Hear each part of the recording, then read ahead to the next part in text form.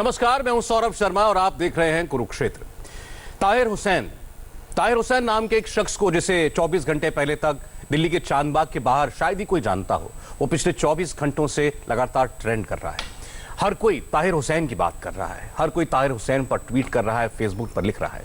सवाल यही है कि दिल्ली दंगे का मास्टरमाइंड क्या आम आदमी पार्टी का पार्षद यही ताहिर हुसैन था?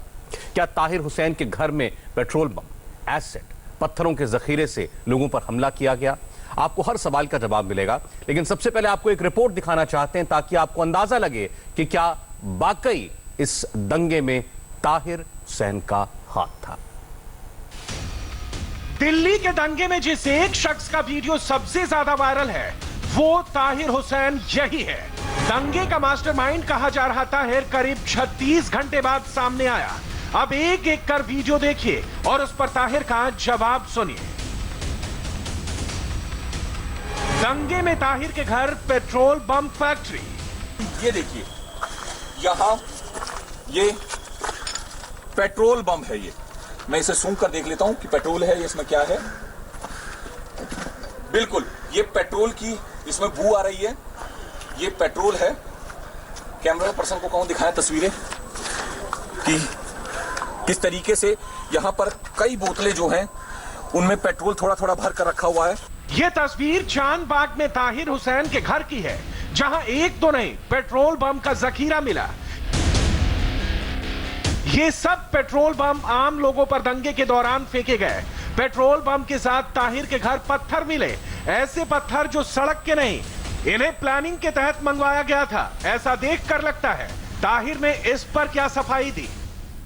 आपके घर की छत पर खड़े लोग पत्थर फेंक रहे हैं, पेट्रोल बम फेंक रहे हैं, मानते हैं इन बातों को मानते हैं आप? लेकिन मैं मौजूद नहीं था ना वहाँ। ये बात मान रहे हैं आप? वो तो दिख रहा है, साफ दिख रहा है, वीडियो में दिख रहा है। लेकिन 24 तारीख को पुलिस कस्टडी में उस मकान, आपके मुंह से सुनना चाहूंगा, क्या दिख रहा है आपको? जो वीडियो आप दिखा रहे हैं वही उसमें दिख रहा है। अब ये वीडियो देखिए जिसमें दावा किया गया कि ताहिर रेड स्वेटर में खुद डंडा लेकर दंगे वाले दिन दंगाइयों को गाइड कर रहा था। उससे लेकर ताहिर ने क्या कहा? मैंने उस डंडे से लोगों को वहां से रोका, नीचे भगाने की कोशिश की और आसपास में जो आग लग रही थी उसको भी रोकने की कोशिश की। लेकिन जैसे लग रहा था कि फोर्स आ जाएगी, जैसे फोर्स नहीं आई, देर होती रही, अंधेरा होता रहा। मैं अपने परिवार को जब लास्ट में मुझे कहा कि भाई अभी कोई यहाँ फोर्स नहीं आ पा रही है, अपने आप परिवार को लेकर अंदर बंद हो जाओ, कहीं ऐसा ना हो आप लोगों की भी जान चली जाए। ताहिर ने यह भी माना कि दंगे के दौरान उसकी आम आदमी पार्टी के सांसद संजय सिंह से बात हुई थी। पार्टी में मैंने बताया कि जिस तरह से जब यहाँ पे कोई पुलिस फोर्स नहीं पहुंच रही थी, कोई यहाँ पे मदद नहीं हो पाई थी, तब मैंने घबरा के हमारे जो सांसद संजय सिंह जी हैं उनसे गुहार लगाई थी कि सर आप वहाँ कमिश्नर साहब से बात कीजिए, किसी से बात कीजिए और तुरंत यहाँ फोर्स अवेलेबल कराइए, क्योंकि यहाँ पे बहुत ज़्यादा खतरा बढ़ता जा रहा है। लोग तमाम सड़कों पर आ रखे हैं, लोग यहाँ पे पत्थरबाजी और आपस में लड़ रहे हैं, फायरिंग कर रहे हैं। मतलब ताहिर ने 3 चीजें मान ली। दंगे के दौरान वो अपने घर की छत पर था, दूसरा वो डंडा लेकर घूम रहा था, तीसरा कि वो आपके नेताओं के संपर्क में था। ताहिर खुद सब मान रहा है, लेकिन उसे बचाने वाले उसे बेचारा कह रहे हैं। आम आदमी पार्टी के विधायक अमानतुल्ला ये मानने के लिए तैयार नहीं कि चांदबाग को जलाने में ताहिर का कोई हाथ था। ताहिर हुसैन तो जब घिर गया था तो वो तो उसको तो पुलिस ने बचाया। मैंने भी टेलीफोन किया, संजय भाई ने भी टेलीफोन किया, जॉइंट सीपी को, डीसीपी को, हमने तो सबको टेलीफोन किया। उसको तो बचाया है, वहाँ से निकाला गया है। 3 दिन से तो वो था ही नहीं वहाँ, तो उसकी तो वो फंस गया था, वो तो बेचारा वहाँ। कुल मिलाकर दिल्ली में दंगे के बाद अब सियासत फुल है। सभी अपने लोगों को बचाने और दूसरों के सिर दोष मढ़ने के खेल में लगे हुए हैं। सवाल यह है कि दिल्ली दंगे का मोहरा कौन है और मास्टरमाइंड कौन? ताहिर हुसैन को आम आदमी पार्टी के नेता बेचारा बता रहे हैं। आपने ब्रेक से पहले अमानतुल्ला खान की बात सुनी, लेकिन दिल्ली के मुख्यमंत्री ने अपनी प्रेस कॉन्फ्रेंस में कहा कि अगर उनकी पार्टी से जुड़ा कोई भी शख्स दंगे में शामिल पाया जाए तो उसे दुगनी सजा मिले। आम आदमी पार्टी का है कोई, या बीजेपी का है, या कोई कांग्रेस का है, जिन जिन लोगों ने दंगों को उकसाने की कोशिश की, जिन जिन लोगों ने दंगे करवाए, उनको बख्शा नहीं जाना चाहिए। चाहे कोई भी हो, चाहे मेरे मंत्रिमंडल में कोई है, किसी को नहीं छोड़ना है। उनके खिलाफ सख्त से सख्त एक्शन लो। उस पर आप बयान क्या पूछ रहे हो लोगों से? आपका क्या कहना है जी? आपका क्या कहना है जी? आपका क्या कहना है जी? कहने से दंगे वालों को सजा मिलेगी क्या? इससे सजा मिलेगी? ऐसे क्रिमिनल जस्टिस सिस्टम चलेगा हमारा?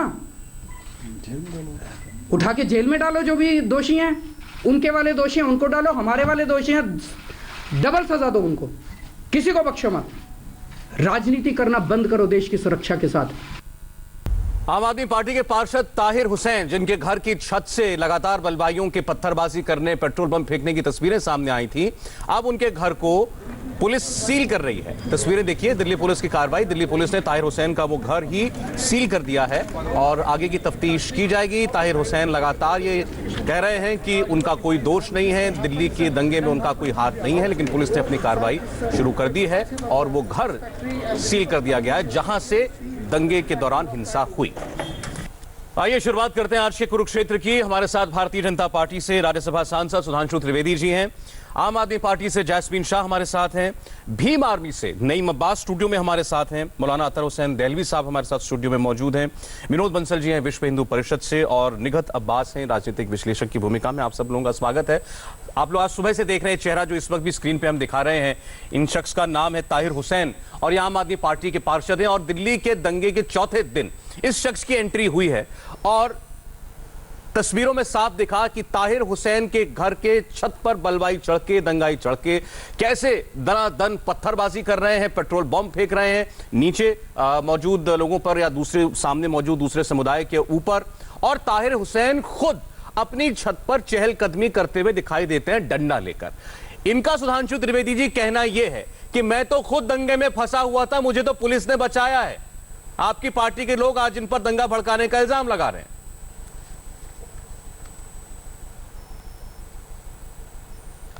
सौरभ जी, इन्होंने कहा कि ये तो खुद फंसे हुए थे।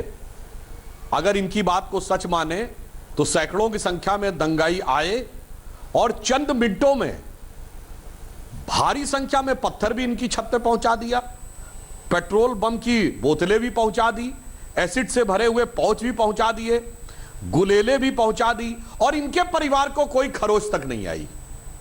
बड़ा तर्कसंगत लगता है क्या ये? कोई भी व्यक्ति सहज बुद्धि से यानी कॉमन सेंस से यह बात समझ सकता है और ये तो वैसे ही प्रकार का तर्क है सौरभ जी कि पाकिस्तान कहता हम तो आतंकवाद से पीड़ित, हमारे तो नॉन स्टेट एक्टर थे, हमसे कोई लेना देना थोड़ी था। और ये क्या सिर्फ संयोग है या प्रयोग है कि वहां पर अमानतुल्लाह खां शाहीन बाग में और यहां पर ताहिर हुसैन, और उसके बाद आम आदमी पार्टी कहीं पर नजर नहीं आती। ये वही केजरीवाल साहब हैं जिन्होंने 27 जनवरी 2013 का उनका ट्वीट ट्विटर पे उपलब्ध है, जब शीला दीक्षित जी ने कहा था कि दिल्ली पुलिस तो हमारे अंडर में नहीं, हम क्या करें, तो उन्होंने कहा क्या ऐसा बेबस मुख्यमंत्री हो सकता है कि पुलिस नहीं है तब भी वो कोई हिंसा पर नियंत्रण नहीं पा रही हैं। आज सारे मायने बदल गए 6-7 साल में। तो मेरे विचार से ये जो कुछ कहा जा रहा है और कुछ नहीं है, दुखद और दुर्भाग्यपूर्ण है कि इस तरह के संवेदनशील वातावरण में चाहे आम आदमी पार्टी हो या कांग्रेस पार्टी, सबके सिर्फ राजनीति करने में लगे हैं। संयम की अपील इनमें से कोई भी नहीं कर रहा है, बल्कि आग भड़काकर अपनी राजनीतिक रोटियां सेकने में लगे हुए हैं। जैस्मीन शाह, क्या आपकी पार्टी ताहिर हुसैन के समर्थन में खड़ी है, उसका उनका बचाव करती है?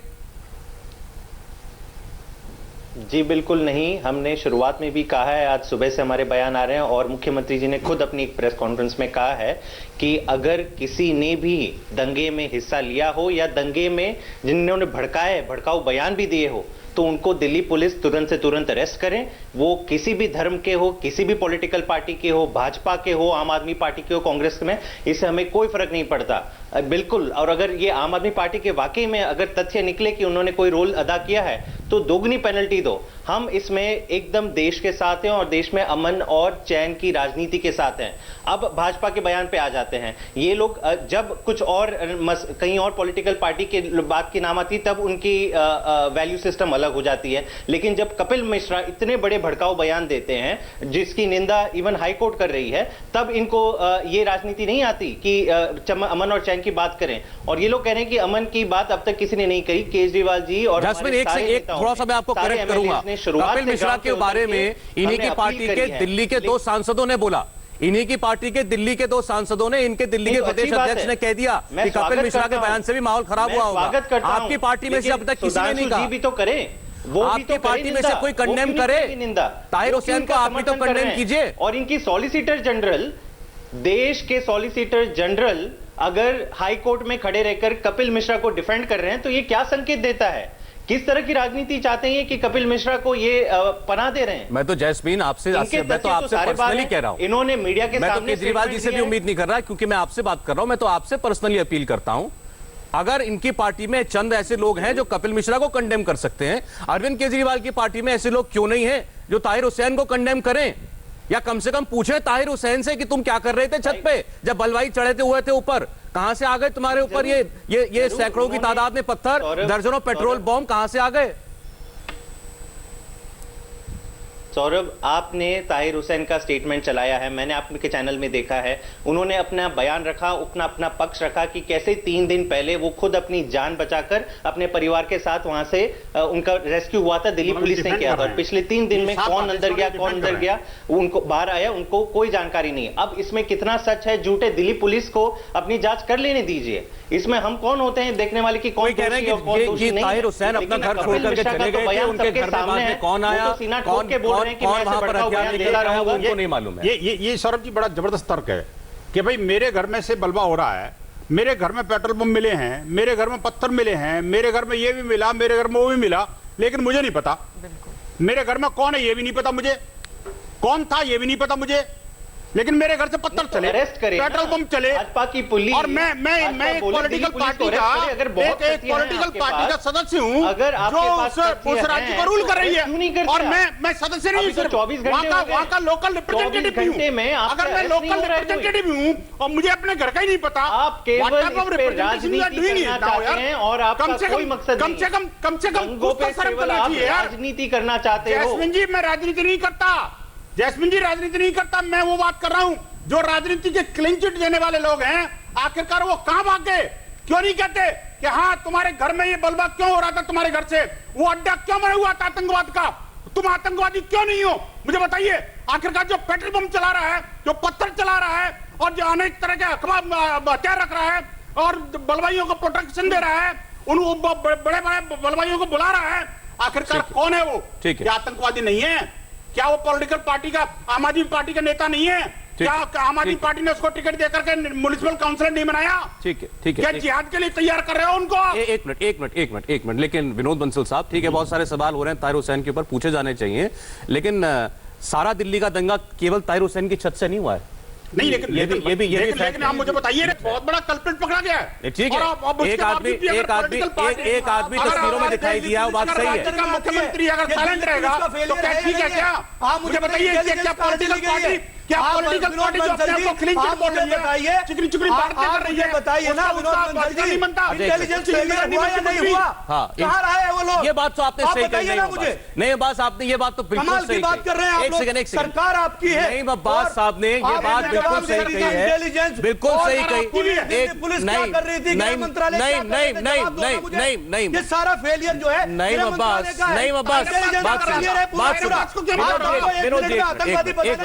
इधर देखिए, आप मेरी तरफ देखिए, आप मेरी तरफ देखिए, आप मेरी तरफ देखिए, विनोद जी की भाषा इस्तेमाल कर रहे हैं, अपनी गलत भाषा इस्तेमाल किया है, और गलत भाषा। एक सेकंड, आप बताइए सरकार किसकी है?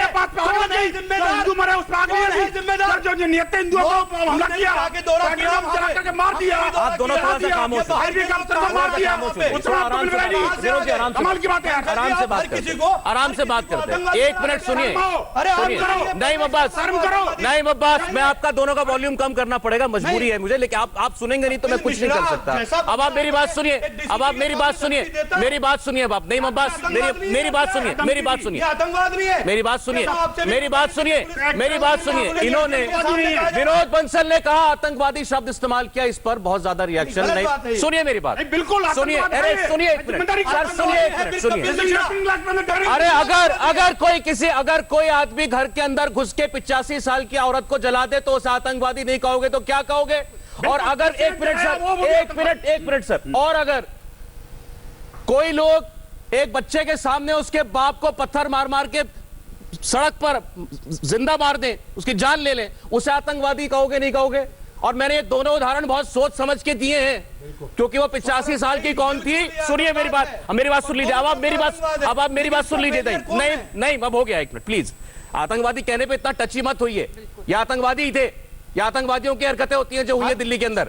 और दूसरी बात, आपकी दूसरी बात, एक मिनट, अब एक मिनट आप पे आता हूं, मैं आप पे आता हूं। अब बिल्कुल ठीक कहा, दिल्ली पुलिस का इंटेलिजेंस फेलियर है। ये शुरुआत कहां से हुई है? शनिवार को भारत बंद का आह्वान किसने किया, जिसके जवाब में चांदबाग और जाफराबाद की सड़क बंद हुई? चंद्रशेखर रावण, जिसकी पार्टी के आप हैं। हाँ, मैं पार्टी का नुमाइंदा हूं, मना नहीं कर रहा हूं, सुनिए, लेकिन उसको बिल्कुल अलग तरीके से दिखाने की कोशिश करी गई है।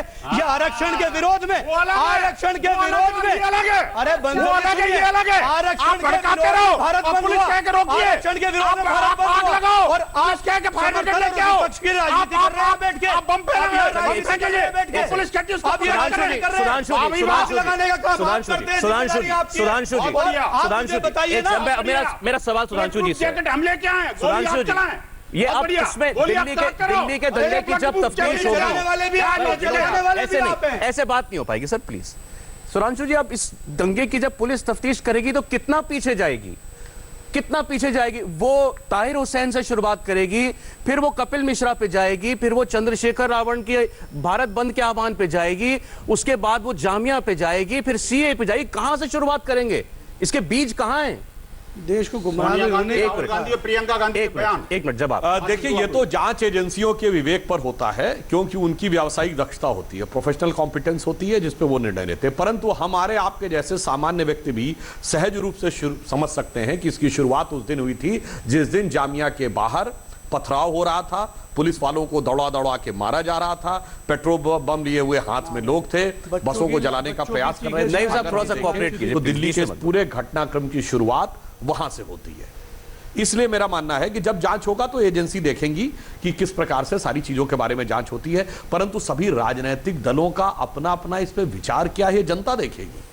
प्रशासनिक निर्णय पुलिस क्या है, अपराधी क्या है, ये पुलिस देखेगी, और पुलिस क्या कर रही है ये कोर्ट देखेगा, परंतु राजनीतिक दल क्या कर रहे हैं जनता देखेगी। मुझे इस बात पर भी आश्चर्य होता है कि भीम आर्मी जैसा दल, जो कि दलितों की नुमाइंदगी की बात करते हैं, जो पाकिस्तान से आए हुए हिंदू हैं उसमें 80% दलित हैं, और आप सीए के खिलाफ खड़े हैं। आप उस जामिया के साथ खड़े हैं जिसने दलितों का आरक्षण चीन के मुस्लिमों को दिया।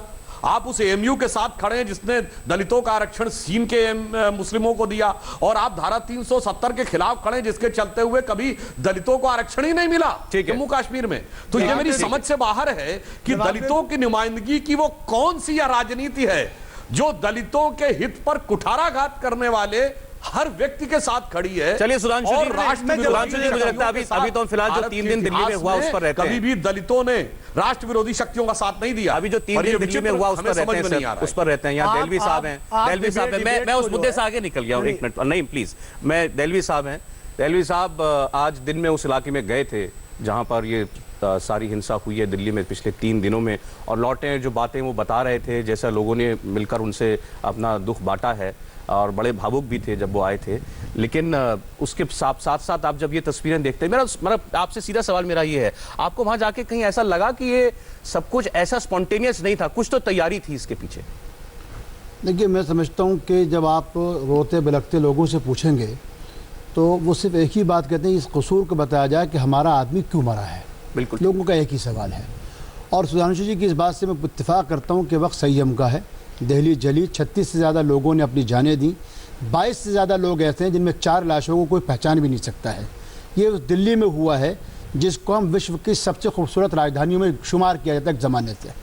हाँ, मेरा कहना यह है कि क्या वो ताहिर हुसैन हो या बीजेपी के मिश्रा हो या कोई भी हो, 3 चीज़ों को नईम अब्बास साहब आप भी, और साथ में इसमें भीम आर्मी के किरदार को भी जोड़ना पड़ेगा। मेरा कहना यह है, देखिए सुधांशु जी, मैं आपका सम्मान इसलिए करता हूँ, कभी आप तर्क सुन लीजिए सर, मैं बीच में नहीं बोला, आप तर्कहीनता की बात नहीं करते हैं। लेकिन सुधांशु जी, मैं आपसे एक बात पूछता हूँ, आप ये कहना चाहते हैं कि चूँकि जामिया में स्टूडेंट ने पुलिस पे पथराव करा तो उस विवेक या उसके बदलाव में पुलिस कार्रवाई कर रही है? ये आपका बयान सरासर गलत है। इस घटना का जामिया के साथ कोई ताल्लुक़ नहीं है। हाँ, 23 तारीख की काल का सीए से कोई ताल्लुक़ नहीं था, शाहीन बाग से कोई ताल्लुक़ नहीं था। भीम आर्मी ने ये दिया था रिजर्वेशन में प्रमोशन का, और उसके बाद उन्होंने ट्वीट करके ये कहा कि हमने रोड बंद करवाया है। ये चंद्रशेखर राव का ट्वीट था। उसके बाद वो बेंगलोर जाके बैठ गए, कपिल मिश्रा का सुन लीजिए, चंद्रशेखर राव आपने गलत नाम दिए, चंद्रशेखर रावण वो जाके बैठ गए, इसलिए उनके किरदार की भी जांच होनी चाहिए। पहली चीज ये तो आप मानते हैं ना कि जाफराबाद चांदबाग की सड़क चंद्रशेखर की आह्वान पे बंद हुई। देखिए अगर हिंदुस्तान में रुकी है, नहीं एक मिनट नहीं बीच में नहीं, सड़क हर जगह रोकी गई है। मैं गलत वर्ड इनको भी बोलने नहीं दूंगा, ऐसी बात नहीं है, हर जगह अरे नहीं एक मिनट, ठीक है आप और शहरों में भी बंद हुई, लेकिन दिल्ली में तो सीए के नाम पे बंद हुई थी, और सीए के नाम पे नहीं हुई है, सीए के नाम पे बंद हुई है, नहीं हुई है, प्रमोशन बोलिए, अच्छा बोलने दीजिए इनको, इनकी बात पूरी हो जाए, बोलिए। बिल्कुल सौरभ, उनका ट्वीट आप अभी निकालिए। उस दिन उन्होंने ये ट्वीट करके कहा ये जो जाफराबाद हमने रोड बंद किया है, आप निकालिए जाफराबाद का नाम है। अरे भाई नईम साहब थोड़ा सा सुनिए, सुनिए आप मतलब ये बात मैं किसी भारत बंद की कॉल दी है, उसके मना नहीं कर रहे। भारत बंद की कॉल थी, बिल्कुल थी, और रास्ते भी बंद करे गए। अरे भाई सुन लेना आप आपकी कॉल कोई भी थी, वहां पे जो बैनर लगा था, बैनर सीए का लगा था, नहीं लगा था, बात खत्म हो जाती है। भीम आर्मी पे कोई सीए का उस दिन का बैनर छोड़ दीजिए, एक मिनट बोलिए सर। हाँ सुनाइए। उसी दिन सुबह ये बात हुई थी कि मेट्रो स्टेशन को बंद नहीं करना चाहिए, मगर इनका दूसरा ट्वीट आया कि हमारे लोग जमे हुए बैठे हुए हैं।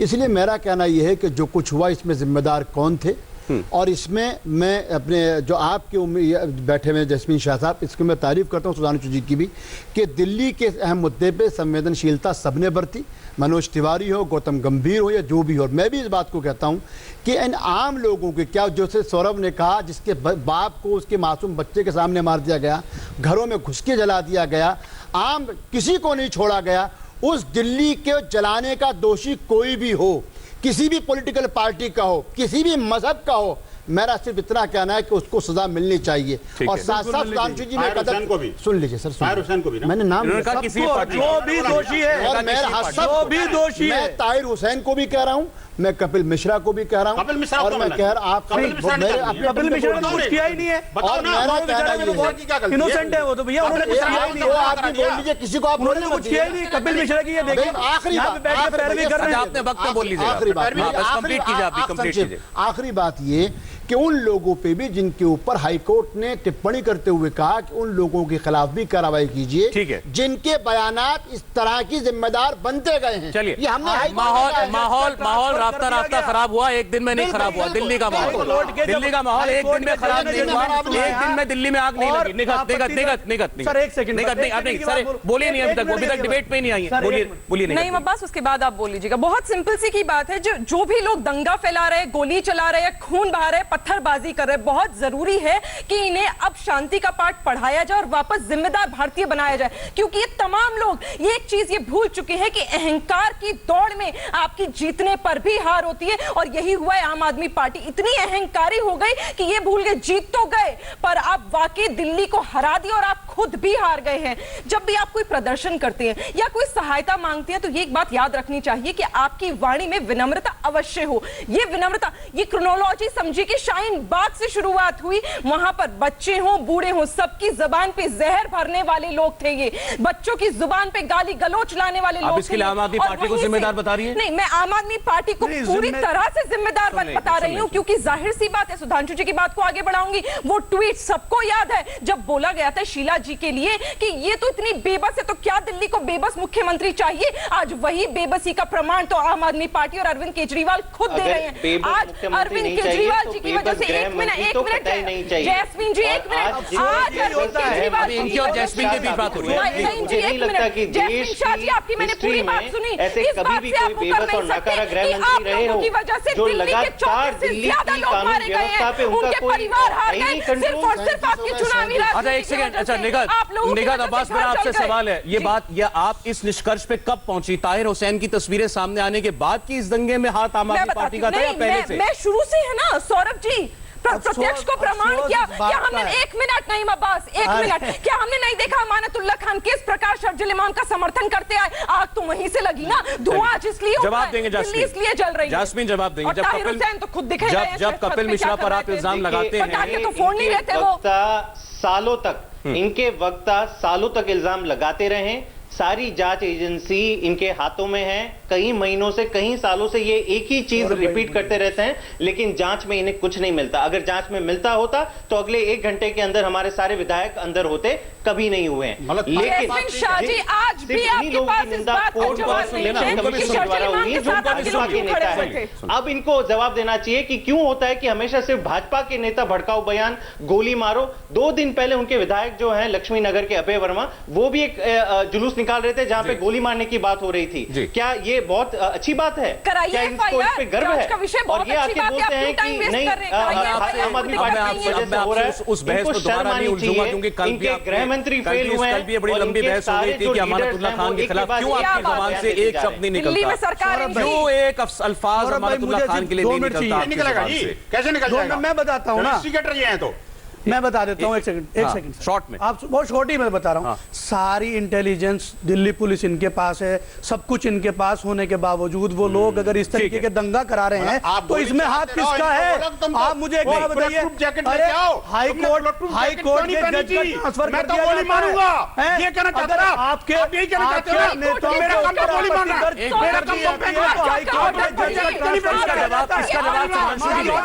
इसका जवाब सुधांशु जी देंगे। एक सेकंड, ये सवाल इंपॉर्टेंट है। एक सेकंड, सवाल अहम है, मैं जवाब ले रहा हूं। एक सेकंड सुधांशु जी, देखें किसने पहला पत्थर चलाया था ये तो पुलिस बताएगी, लेकिन ये बात तो सब समझ रहे थे।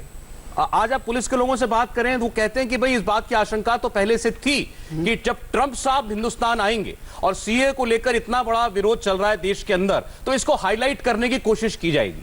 तो ये तो सब जान रहे थे, और वो लैंड हो उससे 12 घंटा पहले दंगा शुरू, और जहाज उड़ते ही दंगा खत्म, जहाज उड़ते ही दंगा खत्म।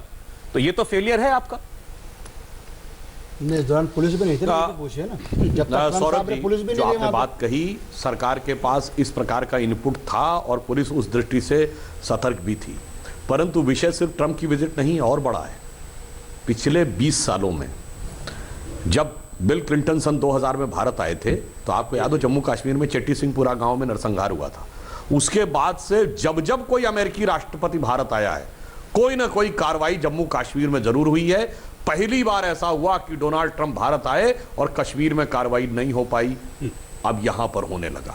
ये बड़े अफसोस की बात है। जब शाहीन बाग का मामला सर्वोच्च न्यायालय के दखल से, बिल्कुल मैं पूरी बात कर लूं, शाहीन बाग का मामला जब सर्वोच्च न्यायालय के दखल से ऐसा लग रहा था कि शायद समाधान की तरफ जा रहा है, अचानक दूसरी तरफ शुरू हो जाता है। तो क्या यह मन में संदेह नहीं पैदा करता कि यह संयोग नहीं प्रयोग था? और मैं एक और बात कहना चाहता हूं, अन्यथा नहीं लेना चाहिए। अगर वो ये कह रहे हैं कि आम आदमी पार्टी के इनके परिवार को बंधक बना लिया गया और इतना सारा असलहा ऊपर पहुंच गया, ये आया कहां से? क्योंकि मोहल्ले के सारे लोग कह रहे हैं कि साहब उन्हीं के घर से आ रहा था, तो अगल बगल के घरों में तो रखा नहीं था। तो चंद मिनटों में बाहर से इतना सारा असलहा, मनोपत्थर ऊपर पहुंच गया, एसिड की बोतलें पहुंच गई, सब कुछ ऊपर पहुंच गया। मैं तो कहना चाहूंगा भाई, दिल्ली का चुनाव जीते तो हालत ये हो गई, मतलब कल के दिन कभी खुदा न खास्ता अगर केंद्र में सरकार आ जाती तो घर में तो आपके रॉकेट लॉन्चर और एलएमजी तक ला के जवाब लेता हूं इस बात का। मन में संदेह उत्पन्न करता है। इसका तो जवाब लेंगे सुधांशु जी, लेकिन फिर जो मूल सवाल था, हिसाब से जांच करेगी। मूल सवाल ये था कि दिल्ली को जलने से रोकना तो जिम्मेदारी दिल्ली पुलिस और केंद्र सरकार की थी। इतनी विफलता तो मानिए। बिल्कुल मान लीजिए, और नैतिकता के आधार पे आपको इस्तीफा देना भी चाहिए। ये क्यों इस्तीफा देना? नहीं, इनकी बात नहीं कर रहा मैं, गृह मंत्रालय की बात कर रहा हूं, अमित शाह जी की बात कर रहा हूं। जवाब ले लें। भाई मैं एक बात कहना चाहता हूं, जिस समय इतना संवेदनशील अवसर है, आप याद करिए कोर्ट ने क्या कहा जब दिल्ली में 1984 में कहा, एक मिनट खुलेआम दिल्ली में नरसंहार हुआ, हमारे किसी नेता ने तत्कालीन गृह मंत्री का इस्तीफा मांगा था क्या? तत्कालीन प्रधानमंत्री का इस्तीफा मांगा था क्या? कितनी बार मांगा गया? देखिए, इस समय संवेदनशील मौके पे जैसा मौलाना देहलवी जी ने कहा, सबको पहले शांतिपूर्ण वातावरण बनाने पर ध्यान देना चाहिए, उसके बाद फिर हम लोग अपनी राजनीति कर लेंगे। संसद का सत्र चल रहा है, बजट का सत्र है, 2 तारीख से शुरू होने वाला है। जो प्रश्न लाने हो लाइए, और जो वहां पर डिस्कशन करना हो करिए। दिल्ली विधानसभा होगी, वहां पर कर दीजिए। आज बिल्कुल हमने यही था कि हम पहली चीज तो ये है सौरभ, कि जो स्कूल जलाए गए हैं उनको बहाल किया जाना चाहिए, और ये बड़ी दिलचस्प बात है, आज मैं जिन स्कूलों से आया हूँ, क्या वो हिंदुओं के स्कूल हो या मुसलमानों के स्कूल हों, बच्चे दोनों के पढ़ते हैं, लेकिन उन्हें जलाते वक्त नहीं सोचा। और दूसरा, मैं आप दोनों से, जो यहाँ आपके प्रवक्ता भी बैठे हुए हैं और भाजपा के भी, मैं इनसे एक विनम्रता के साथ, चूंकि अभी निगत ने बड़ी अच्छी बात कही, यकीनी तौर से विनम्रता हम सबके लिए बहुत अहम है। मैं एक अपील करता हूँ कि जो लोग इसमें मारे गए हैं उनके लिबास और कपड़ों से ऊपर हट के दोनों सरकारें उनके परिजनों को मुआवजा देने का फौरी ऐलान करें। जो स्कूल जलाए गए हैं उनको रिस्टोर करने की फौरी कोशिश की जाए। और साथ साथ मैं फिर कह रहा हूं कि कोई भी आदमी, कि वो आम आदमी पार्टी के ताहिर हुसैन हो या भाजपा के कमिल मिश्रा या कोई भी व्यक्ति हो, इन सब के खिलाफ एक आवाज से कार्रवाई होनी चाहिए। और सुधांशु जी, मैं एक बात और कहता हूं, आप फिर मैं कह रहा हूं, 2 दिन तक दिल्ली पुलिस को यह भी हमको मालूम होना चाहिए कि आप, ये वही सरकार है जिसने एसपी सिंह जैसे ऑफिसर को गुवाहाटी भेज के 24 घंटे में आसाम को कंट्रोल कर लिया था। ये तो देश की राजधानी थी, ट्रंप थे, कोई बात नहीं थी। इतनी सक्षम पुलिस, उसको 2 दिन लग गए ऑर्डर लेने में। कहीं ना कहीं इस फेलियर कभी हमको इंक्वायरी करानी पड़ेगी। पुलिस पे शक नहीं है, पुलिस ने अपने जवान खोए हैं, पुलिस ने पत्थर खाए हैं, लेकिन उनके ऊपर जो कमांड थी वो उनको क्यों कमांड नहीं कर पाई, ये भी सवाल गहरों में है। नहीं, आपका इल्जाम है कि पुलिस के ऊपर, पुलिस को कार्रवाई करने की छूट नहीं थी। छूट नहीं थी। करती तो आप देखिए, कई जगह ऐसा हुआ कि कैमरे तोड़ती हुई पुलिस दिखाई दी और पुलिस वालों से लोग भीख मांगते रहे कि हमारे घर में आग लग रही है, हमारे घर चलो, हमारे बच्चा मर गया, किसी की गोली लग गया, लेकिन पुलिस हेल्प नहीं कर पाई है। हमने देखा है, हम गए, हम वहां जाके सुना है। और अभी भी मैं जीटीबी हॉस्पिटल में गया था, वहां जाके मैंने देखा कि लोग पैसे मांग रहे हैं। दिल्ली पुलिस के रोल पर आम आदमी पार्टी का क्या कहना है जैस्मिन? देखिए, हमने लगातार दिल्ली पुलिस से भी जितना संपर्क किया है, और ये जो कह रहे हैं बिल्कुल सही है। पहले के 2 दिन में वो खुद कह रहे हैं कि हमारे हाथ मजबूत कीजिए, हमें ऑर्डर्स दीजिए कि लाठी चार्ज करें, ओपन एयर में फायरिंग करें, जो भी कदम सख्त से सख्त कदम, क्योंकि ये पूरा इंटेलिजेंस तो था, ऐसा तो था नहीं कि किसी को पता नहीं था कि इसमें वायलेंस होनी है। 2 दिन तक गृह मंत्रालय ने कोई आदेश नहीं दिए, ना ही एडिशनल फोर्स भेजी, ना ही उनके हाथ मजबूत किए। जहां जहां लोगों के कॉल्स आए वहां पे पुलिस पहुंच ही नहीं पाई। और जिस आप कॉर्पोरेटर काउंसलर्स की बात कर रहे हैं, वो भी खुद कह रहे हैं कि हमने 8 घंटे तक पुलिस का वेट किया, फिर आके उनको रेस्क्यू किया गया। तो कई ऐसे लोग हैं जो 24 घंटे पुलिस का इंतजार कर रहे थे और पुलिस वहां पे पहुंची नहीं। और ये देश की राजधानी की बात हो रही है। तो इसमें जो अकाउंटेबिलिटी बनी है वो गृह मंत्रालय और गृह मंत्री की राजधानी में बताइए ना। जब वो 8 घंटे पुलिस का इंतजार कर रहे थे, उन्होंने कहा तब तक मैं पत्थर इकट्ठे करता हूँ। हाँ, और क्या, 8 घंटे इन्होंने ये तो किया। अरविंद केजरीवाल ने कहा कि पुलिस तो काम नहीं कर रही, तू अपना बलवा इकट्ठा कर ले, सारा बलवाइयों के इकट्ठा कर ले, बलवा इकट्ठा कर ले, और सारा मरने वालों की तादाद बढ़ी है, जो मरने वालों की तादाद बढ़ी है, कितने लोग मरे हैं, खत्म करो उनको। एक बड़ी इमारत का बगल में नाला है, मारो, नाले में फेंक दो, चाहे आईबी का ऑफिसर है या पुलिस ऑफिसर है या आम हिंदू है, ये जो मुसलमान पे आ जाए, मैं वही कह रहा हूं, वही कह रहा हूं। पार्टी आप एक बात बताइए, मरने वाले लोग कौन थे? सबसे ज्यादा तादाद मरने वाले कौन थे? एक सेकंड, 2 किस्म के आरोप लगाए जा रहे हैं दिल्ली पुलिस के ऊपर। मैं दोनों पूछ लेता हूं आपसे। एक तो ये जो यहाँ पे बैठे लोगों ने कहा कि दिल्ली पुलिस को ऑर्डर नहीं था, दिल्ली पुलिस को गोली चलाने का भी ऑर्डर नहीं था। क्या उसकी वजह ट्रंप साहब की विजिट थी कि भाई और मामला भड़क ना जाए, गोली नहीं चलनी चाहिए दिल्ली में? दूसरा एक सेकंड, और दूसरा इल्जाम जो लगाया, अरे लाठी चार्ज तक का ऑर्डर नहीं था, इनसे पूछ लीजिए। दूसरा इल्जाम ये लगाया जा रहा है कि दिल्ली पुलिस ने सिलेक्टिव कार्रवाई की, दिल्ली पुलिस ने केवल एक पक्ष के लोगों को खदेड़ा और मारा। ऐसा कोई नहीं कह रहा। देखिए, आप नहीं कह रहे, आप नहीं कह रहे, लेकिन दुनिया में बहुत लोग कह रहे हैं। वो अपनी परिस्थिति के आकलन के आधार पर। और दुखद बात तो यह है कि दिल्ली पुलिस के स्वयं हेड कांस्टेबल रतन लाल शहीद हुए, तो आप किस प्रकार से यह कह सकते हैं? और एक आईबी के जो अंकित शर्मा जिनकी डेथ हुई, ये 2 लोग तो चलिए वो तो ड्यूटी पे नहीं थे, रतन लाल तो ड्यूटी पे शहीद हुए हैं। तो पुलिस ने तो अपनी तरफ से पूर्ण संयम बरता, परंतु जो ये कहा जा रहा ना कि तत्काल कार्रवाई क्यों नहीं की, देखिए ये कहना बहुत आसान है। जब अमेरिका का राष्ट्रपति भारत के दौरे पर हो, वो भी डोनाल्ड ट्रंप जैसा राष्ट्रपति जिसकी सिक्योरिटी थ्रेट बहुत हाई है, अबू बकर अल बगदादी के मारने के बाद और कासिम सुलेमानी के बाद, उस समय सारी सुरक्षा का दायित्व भारत की सुरक्षा एजेंसियों पर होता है। ये सब संभावनाएं भी देखी जाती है कि ये जो अपने देशवासियों को मरवा सकते हो, तो हमारे लिए पोस्ट फैक्टो एनालिसिस करना आसान है कि भाई कहीं ये ध्यान भटकाने की साजिश तो नहीं किसी बड़ी आतंकवादी वारदात को करने के लिए कि आप एक छुटपुट दंगा करें उसके बाद आतंकवादी कार्रवाई करें। आज दंगा इतना बड़ा हो गया, उसमें 35 लोगों की जान चली गई, तो हमारे लिए आसान है। तो प्रथम के सूचनाओं राष्ट्रीय और अंतर्राष्ट्रीय कारणों के आधार पर एक्ट कर रही थी, उसका इतना आसान विश्लेषण यहां टीवी कैमरे में बैठ के राजनीतिक पूर्वाग्रह के ग्रस्त लोगों के द्वारा किए जाना उचित नहीं है। भाई दिल्ली पुलिस के लिए बंदोबस्त करना ट्रंप विजिट के दौरान एक बहुत बड़ा चैलेंज था, इसको तो हम सब मानते हैं ना। कम से कम वहां पे ऑलरेडी फोर्स थी उनके साथ में, ऐसी कोई प्रॉब्लम नहीं थी। या ऐसा नहीं है, ऐसा नहीं है दिल्ली की छोटी सी जगह पे आप फोर्स का एक्सपर्ट हम में से कोई नहीं है। क्या बात कर सकते हैं फिर आप?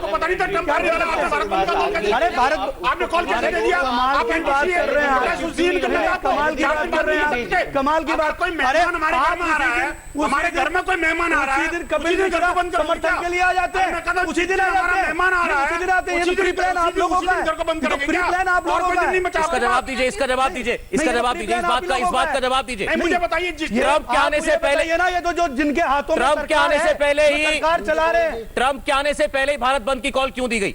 ऐसा है, मेरी सुन लीजिए, सुन लीजिए, ऐसा नहीं है पहले से कॉल का ऐलान था। अच्छा, पहले से कॉल का ऐलान। अच्छा सुन लीजिए, अच्छा मुझे बताइए कपिल मिश्रा क्यों गए थे समर्थन में? अरे मुझे बताइए, कपिल मिश्रा ने आग लगाने की बात क्यों कही? आप जवाब दीजिए ना, आग लगाने आप जवाब दीजिए ना। कपिल मिश्रा का ये बयान डीसीपी के सामने, डीसीपी के सामने बोला जा रहा है। बिल्कुल, क्या हम आपसे भी लौटेंगे? जब आपके हाथ में अगर आप छुपके बम नहीं फेंके, अगर ट्रंप छुपके बम नहीं फेंके, कार्रवाई करते हैं। निगत को सुनिए। आप बहुत ही गद्दावर नेता, चिल्ला बात भी लीजिएगा। पहली बात तो कपिल मिश्रा ने आग लगाने की बात नहीं करी, जो गलत कहा। एक मिनट टाइम अब्बास, मैं आपके बीच में बोली नहीं अब्बास, एक मिनट, जो गलत बोला उसको दिल्ली प्रदेश अध्यक्ष और सांसद मनोज तिवारी ने खंडन करा है, वो बात वहीं खत्म। एक मिनट मेरे भाई, बात सुन लो। उसके बाद दिल्ली पुलिस की जहां तक बात है, बहुत ही सेंसिटिव टाइम था, सेंसिटिव इशू था। अभी रतन लाल जी शहीद हो गए, उनकी शहादत के लिए कोई भी ह्यूमन राइट वाला लेके प्लकार्ड नहीं आया। अगर कोई आम आदमी की उस समय लाठीचार्ज हो जाता या मार दिया जाता तो अंतरराष्ट्रीय चिंतक और सारे ह्यूमन राइट्स वाले खड़े हो जाते। तब आप ही होते यहाँ पर कि क्या पुलिस वाले वेट नहीं कर सकते थे? अंतरराष्ट्रीय स्तर पर आपने बेइज्जत कर दिया। आप लोगों ने शुरुआत कर, अरे और भी भारतवासी मरे, हिंदू हो या मुसलमान हो,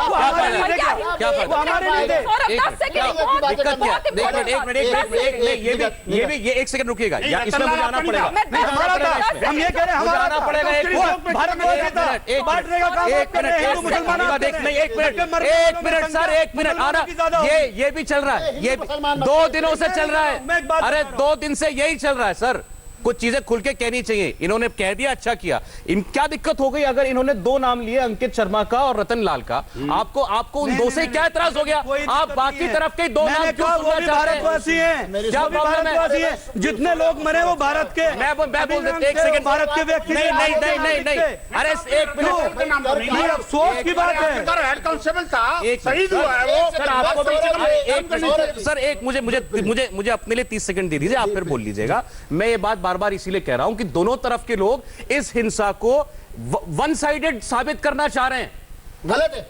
ये बताना चाह रहे हैं कि एक ही तरफ के लोग मारे गए, एक ही तरफ के लोगों की गाड़ियां जली, उन्हीं के घर जले। ऐसा नहीं है। देखिए और नाम के नाम से मरे। बोलिए। मेरा कहना है, सुन तो लीजिए, सुन और जो बलवा जमा करने सुन लीजिए भाई साहब। देखिए मेरा कहना सिर्फ कपिल मिश्रा जी, अरे भाई आप लोग क्या बात कर लीजिए, थोड़ा सेंसेबल हो जाइए। बात करिए। पहली चीज ये है कि मैं फिर कह रहा हूं कि पुलिस ने अपनी जिम्मेदारी के साथ जो कुछ करना था करा है, उसके जवान शहीद हुए। इसके सिवा में पुलिस की आपको देखिए, एक सबसे बड़ी बात है, सुधांशु जी तो उस कमेटी में रहे जो एमएचए कमेटी थी। 2018-19 की दोनों रिपोर्ट आप देखिए, इसमें कहा गया कि दिल्ली पुलिस के वो थाने जो मुस्लिम बहुल क्षेत्र में है वो क्राइम के मामले में सबसे कम रहे। ये मेरी अपनी रिपोर्ट नहीं, सुधांशु इस कमेटी के मेंबर थे, शायद जानते होंगे। हमें पहले मैं बीच में नहीं बोला, सुन लीजिए। पुलिस की आप पुलिस की अहमियत ये देखिए, 70 दिन से उन्होंने कहीं कोई झगड़ा नहीं होने दिया।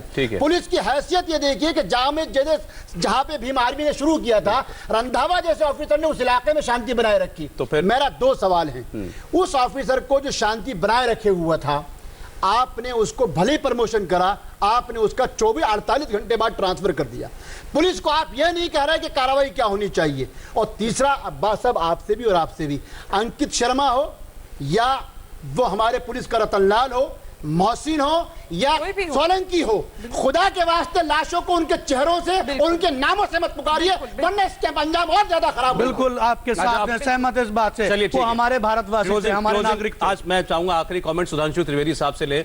सुधांशु साहब, लोगों को अभी भी खदशा लगा हुआ है कि अब जो ये हम 1.5 दिन से 2 दिन से शांति देख रहे हैं, ये स्थायी है या नहीं है, क्योंकि तनाव है, छोटी सी चिंगारी फिर से माहौल को खराब कर सकती है। आप कुछ कहना चाहेंगे जाते जाते दिल्ली से? मैं सिर्फ एक ही पंक्ति कहना चाहूंगा, जो अटल जी की कविता की एक पंक्ति थी एक लाइन में, कि चिनगारी का खेल बुरा होता है, चिनगारी का खेल बुरा होता है, औरों के घर में आग लगाने का सपना अपने घर में ही सदा खरा होता है। कोई ये न सोचे कि हम दूसरों के घर में आग लगा लेंगे और हम बचे रहेंगे। जैसा अभी देहलवी साहब ने कहा कि सब तरफ के लोग इससे प्रभावित हुए हैं, इसलिए जिन्होंने चिंगारी का खेल शुरू किया है भविष्य में भी वह ध्यान रखें कि यह सिर्फ उनके लिए, दूसरों के लिए नहीं, उनके लिए भी घातक होगा, देश और समाज के लिए भी घातक होगा। बहुत बहुत शुक्रिया, आपने इस नोट पर आज की चर्चा को खत्म किया। धन्यवाद आप सब लोगों का कुरुक्षेत्र में आने के लिए।